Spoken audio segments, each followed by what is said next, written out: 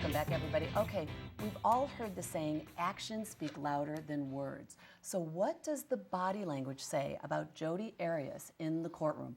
Renate Mousseux is an expert on reading body language, and you have some very interesting insight about what's taking place there. First of all, tell us, when you're reading body language, and you are an expert at this, how did you start, and how do you go about doing something like that? Well, body language has always been in my interest. Having been a professor, I'm now retired, you always have people in front of you and you assess them, how their body language is. May I make a general statement? Body language, it's very important that it is the entire body you see, not just the face or the hands or the shoulders. If you see the entire person, you really have a perfect picture.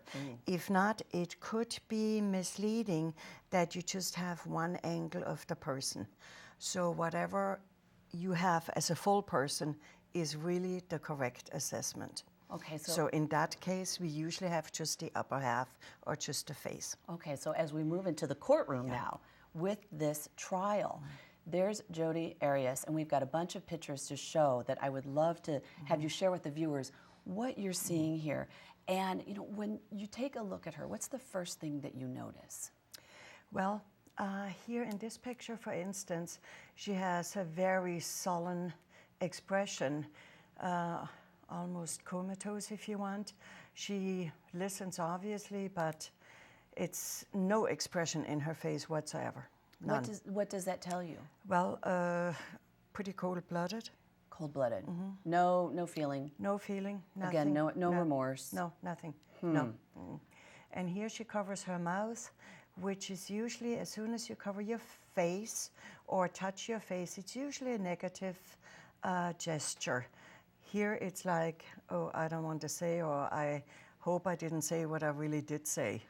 You see that photo so much on the news and in the paper. It's always hand over the mouth or the hair over part of the face. Exactly, like, I'm hiding. She's I don't really hiding. want you to know the real me. Yes. Here again, she touches her hair. That's a gesture she has constantly, putting her hair out of her face. But then after she leans down, having the hair in the face again, and touching her face is a constant movement of hers. Constant movement, Negative. which is negative. Negative. Interesting. Look, oh wow. Here that's totally different. Here she has the intellectual look, so-called. She has adapters, which we see here around her mouth. She clenches her teeth in a nervous manner. She walks into the courtroom right now, and like I say, around her mouth, you can tell that she is tense. The muscle tension. Yes. Oh yeah, look at that. Yeah. And the eyebrow is raised too. Yeah, exactly.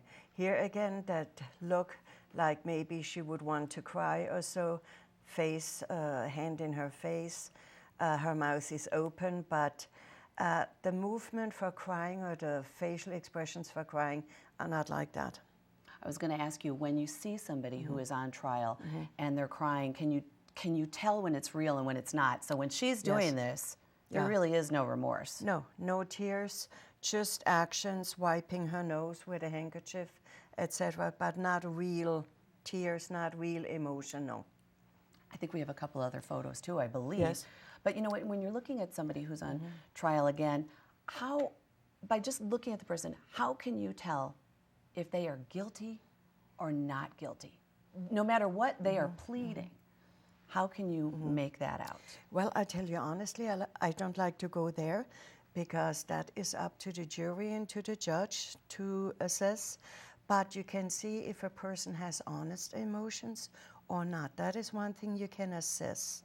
But the guilty verdict is for somebody else to do. Here in her face, she looks around, probably at the jury, I'm not sure.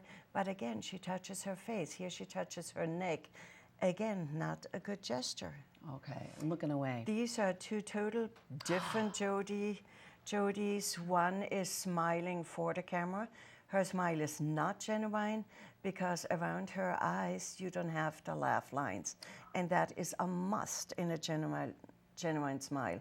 And the other one, sullen, Just Like just thinking, well, I don't want to be here. Yeah, Let's get this exactly. over. Yeah, but yet almost bored. Yeah, Yeah. I'm going to change my Yeah, story. right, Again, the right. eyebrow is raised. Yeah. A hand to the face. Always in her pictures, almost, yeah. Oh, Here look at that's this. like a modeling picture for the show. Very nice picture, naturally. Good-looking lady, but again, it's posing for the camera. It is not a genuine pose. It's not a natural pose. She seems to always be ready for the camera, no matter what. Yeah. Interesting. And then I noticed when she and Travis are together, and when he was kissing her, Right. he's not even looking at the Exactly. camera. So what does that tell you?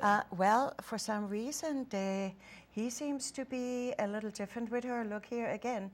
He doesn't look at her, which he normally would do. He looks to the camera. And that particular picture, I leave it up to the viewer, lets me think a little bit further where her hands are posed. It's not exactly how you touch a lover. Yeah, especially with the one around the neck. Yes. Thank you. Interesting information, Renate. We appreciate it. We'll be right back after this. Okay.